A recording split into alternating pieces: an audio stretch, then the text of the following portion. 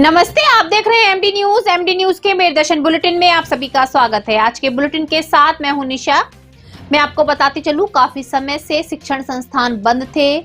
आज शिक्षण संस्थान 9 to 12 के खोले गए। जी हां, बच्चों के चेहरे पर भी एक खुशी की लहर थी। बच्चे अपने विद्यालय पहुंचे।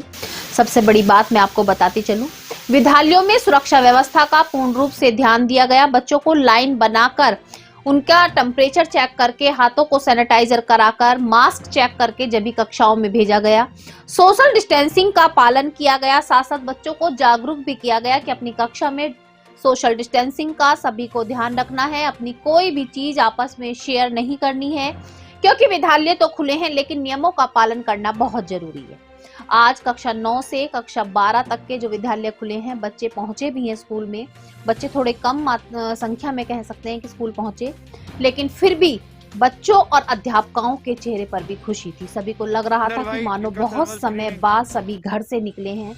अब देखना यह होगा कि वैक्सीनेशन जो अभी बच्चों ने नहीं कराया है, बहुत कह सकते हैं बहुत पीछे चल रहा है वैक्सीनेशन कार्य, वो कितनी तेजी से होता है, क्योंकि स्कूल ना खुलने के कारण वैक्सीनेशन कार्य भी बहुत धीरे चल रहा था।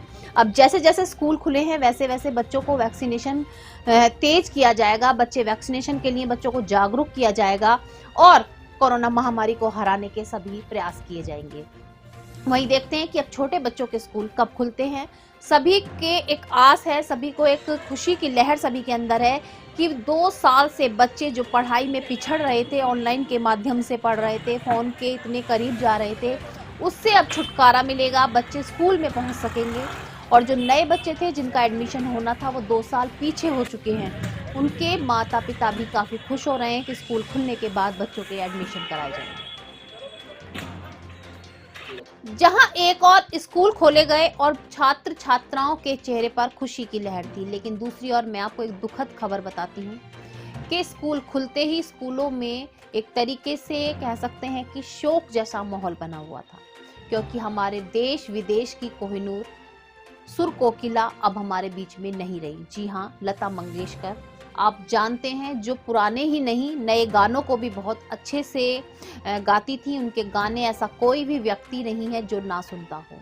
आज के समय के गाने हो या पुराने समय के गाने हो, हर गाने को वो दिल से गाती थी। दिल से छूने वाली उनकी आवाज, और वो आवाज अब हमारे बीच में नहीं रही। सभी उनको नम आंखों से श्रद्धांजलि दे रहे हैं। देश विदेश में, यहाँ तक कि पाकिस्तान में भी उनको नम आंखों से श्रद्धांजलि दी जा रही है। आज मेरदर्शन परिवार भी नम आंखों से लता मंगेशकर, स्वर कोकिला को श्रद्धांजलि देता है, क्योंकि उनके जैसा संगीतकार जो सभी के दिलों में राज करने वाली थी, ना तो हुआ है और ना ही आगे होगा।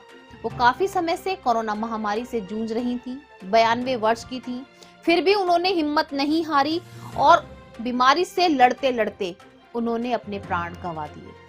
काफी नम आंखों से उनके पीछे एक बड़ा जन सैलाब था। सभी की आंखों में आंसू से उनको नम आंखों से विदाई दी गई।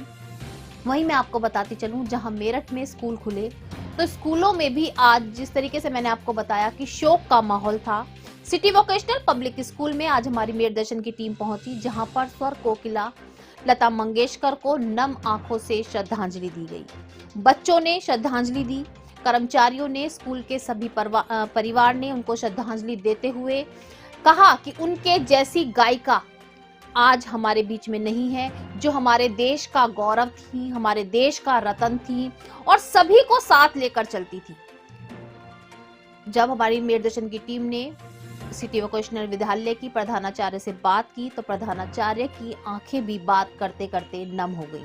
तो आप खुद सोच सकते हैं कि हमारे देश का गौरव लता मंगेशकर को कोई एक याद नहीं कर रहा है, सब याद कर रहे हैं, सब नम आंखों से उनको श्रद्धांजलि दे रहे हैं। जगह जगह पर श्रद्धांजलि सभा का आयोजन किया जा रहा है और सभी उनके तरह बनने का प्रयास भी कर रहे हैं, लेकिन शायद ही आने वाले समय में भी उनके जैसा कोई स्वर को पहचानने वाला स्वर कोकिला हमारे बीच में आएंगी।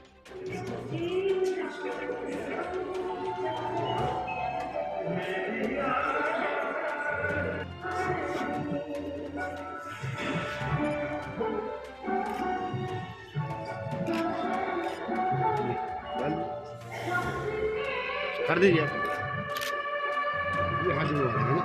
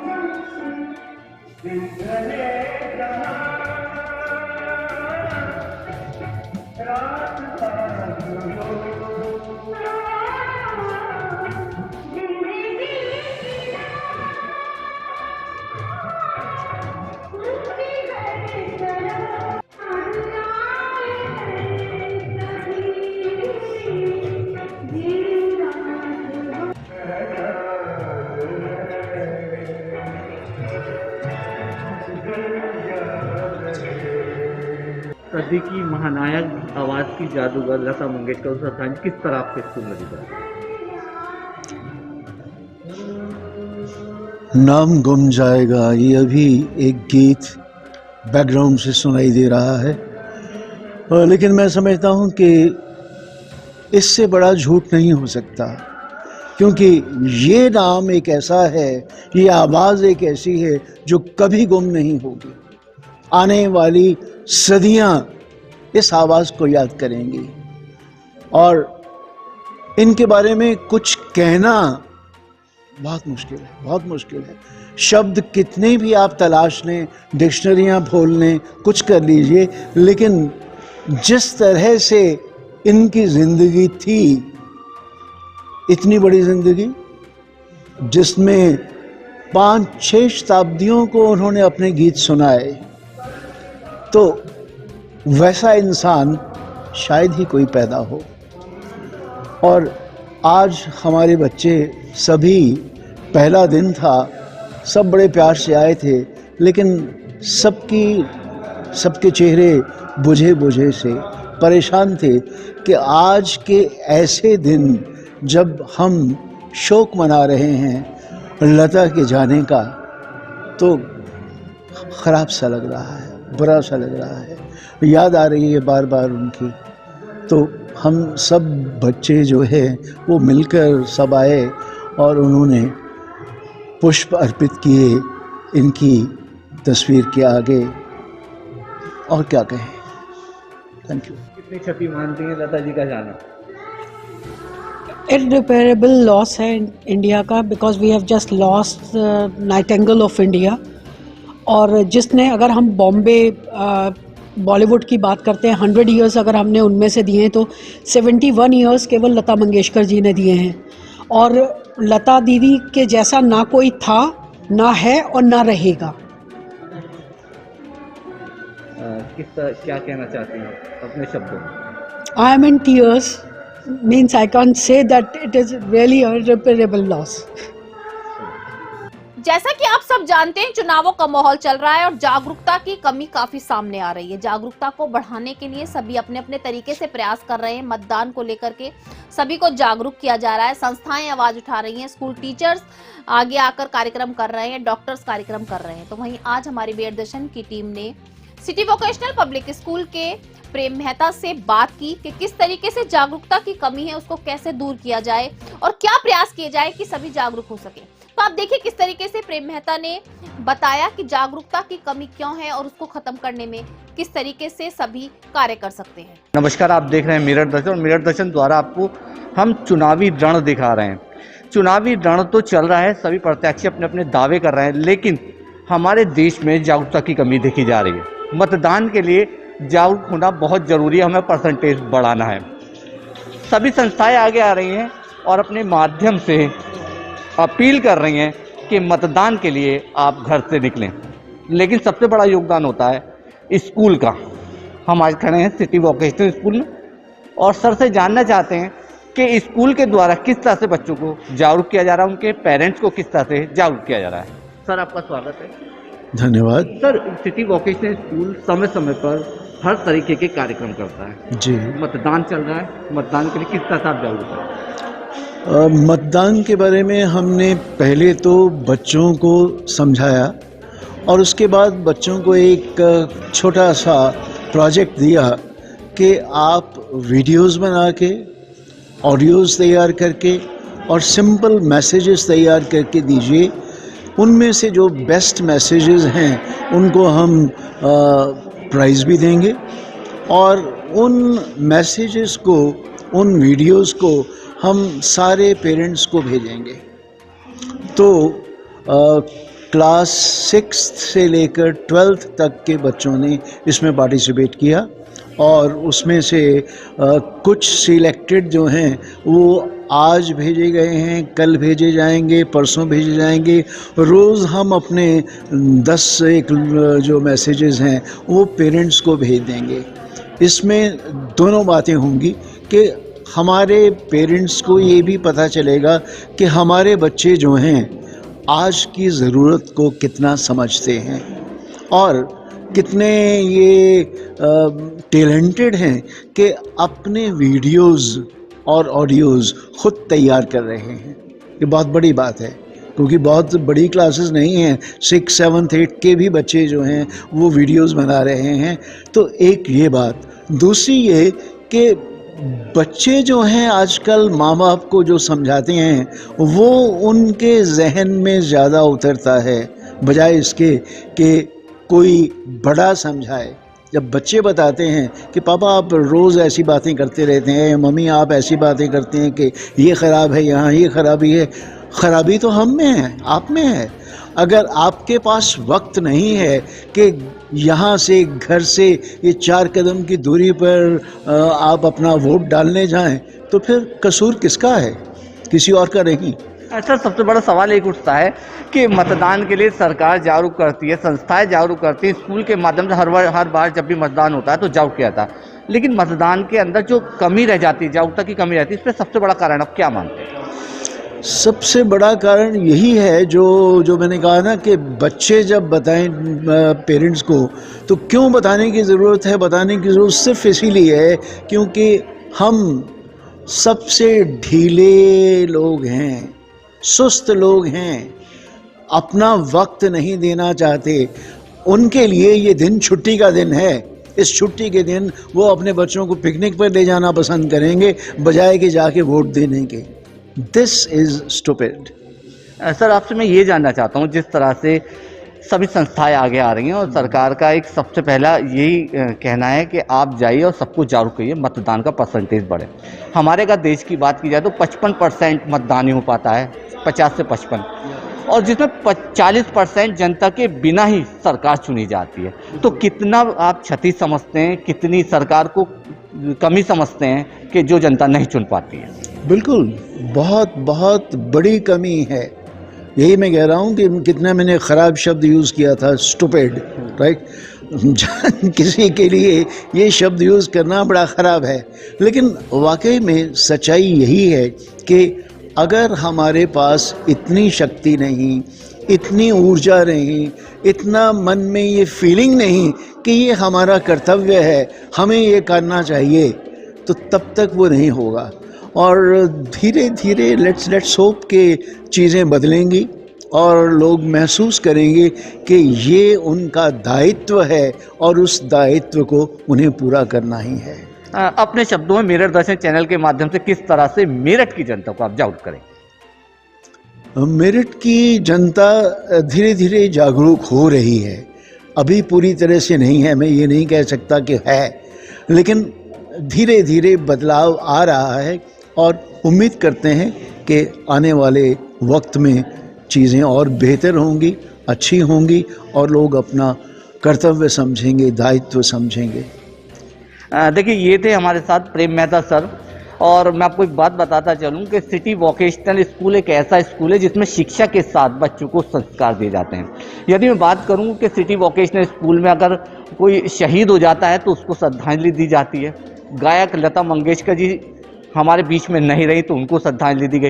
तो बच्चों को एक मोटिवेशन हर तरीके से किया जा रहा है, जिसको लेकर सभी शिक्षक बहुत अच्छा प्रयास करते हैं। प्रेम मेहता सर का कहना यही है कि हमें मतदान के लिए जागरूक होना पड़ेगा, क्योंकि यदि हम अपने मतदान के लिए जागरूक होंगे जब भी हम अपने देश की दिशा और दशा दोनों बदल सकते हैं। मिरर दर्शन चैनल भी आपसे अपील करता है कि आने वाली 10 तारीख को अपने घरों से निकलें और मतदान करें। जैसे सभी कह रहे हैं ना, पहले मतदान और बाद में जलपान। वहीं दूसरी ओर मैं आपको बताती चलूं, आवाज संस्था के भी सभी सदस्य आज मेरठ के विभिन्न चौराहों पर पहुंचे और मतदान के लिए सभी को जागरूक करने का प्रयास किया। मेरठ के विभिन्न चौराहों पर संस्था के सभी सदस्य मौजूद रहे और पोस्टर लेकर के सभी को जागरूक कर रहे थे कि मतदान हमारा अधिकार है, हमें मतदान करना चाहिए। हमें ये नहीं सोचना चाहिए कि हमें क्या फायदा होगा या क्या नुकसान होगा। हमें आगे बढ़कर अपने मत का यूज करना चाहिए, क्योंकि हमारा एक किया हुआ मतदान सरकार को बनाने में बहुत बड़ा रोल रखता है। एक वोट सरकार बना भी सकता है, सरकार गिरा भी सकता है। तो इसी को लेकर के आवाज संस्था के सभी सदस्यों ने मेरठ के विभिन्न चौराहों पर आवाज संस्था के माध्यम से सभी को जागरूक करने का प्रयास किया। जलपान पहले मतदान। मेरा मेरठ के सम्मानित मतदाताओं से अनुरोध है कि आज आवाज फाउंडेशन मेरठ सामाजिक संस्था की तरफ से समस्त टीम आवाज फाउंडेशन की आपसे अपील हो के मतदान करें, बाद में जलपान करें, पहले मतदान करें। मतदान हमारा कर्तव्य है, हमारा मौलिक अधिकार है। राइट टू वोट हमारा अधिकार है, इसलिए अपने और औरों को प्रेरित करें, अरेंजमेंट्स करें, उनको साथ लेके जाएं, चाहे वो वाहन से लेके जाएं, उनको भी मतदान कराएं। तो मेरा मेरठ की जनता से यही अपील है आवाज फाउंडेशन की समस्त टीम की तरफ से कि पहले मतदान करें। देशवासियों से अनुरोध है कि आने वाली 10 फरवरी को सभी अपना मतदान करें और जो अपने घर में बड़े बुजुर्ग हैं या नौजवान साथियों से ये कहना है कि उन्होंने अपने बुजुर्गों को भी आने वाली 10 फरवरी को आप अपना वोट, अपना मतदान, आपका मत बहुत कीमती है। आप इसे राष्ट्र हित में और मैं सच कहूँ तो अपने हित में भी अवश्य मत। शर्मा आवाज फाउंडेशन की ओर से आज हमने ये प्रयास किया है कि हम जगह जगह पर चौराहों पर जाकर जनता से अपील करेंगे कि वो अपना मतदान अवश्य करें। ये हमारा एक अधिकार के साथ साथ एक हमारी नैतिक जिम्मेदारी है कि हम मतदान करें। मैं अपने साथ साथ दूसरे लोगों का भी मतदान करने में सहयोग करूंगी और मैं शपथ लेती हूं कि जो भी मेरे पड़ोस में व्यक्ति नहीं पहुंच पा रहा, मैं उसकी पूरी सहायता करूंगी मतदान केंद्र तक ले जाने में और सबको प्रेरित करूंगी मतदान करने के लिए। चाहे बुजुर्ग हो या हो नर नारी, मतदान करना है सबकी जिम्मेदारी। जय हिंद। आपने ये बताया कि बुजुर्गों को आपकी आवाज संस्था घर घर जाकर लेकर मतदान केंद्र पर पहुंचाएगी, कैसे ले जाएंगे? अच्छा, देखिए, हमने काफ़ी लोगों को अपना नंबर बांटा है और एक चार्ट पे हमने अपने जो साथी हैं, जो इसके सदस्य हैं, 3-4 मेन मुख्य सदस्य हैं, उनका नंबर भी लिखकर हमने दिया है। तो अगर हम पर कोई कॉल आती है या हमको कोई दिखाई देता है तो हम अपने वाहन से उनके घर से उन्हें लेकर मतदान केंद्र तक पहुंचाएंगे। हमारा कोई प्रेशर ये नहीं है और हम ये अपील भी करते हैं कि आपको किसको मतदान देना है, आप सोच समझकर मतदान करें, लेकिन मतदान अपना वोट अवश्य करें, अपने हित में, मेरठ के हित में, देश के हित में, प्रदेश के हित में। जय भारत, जय हिंद।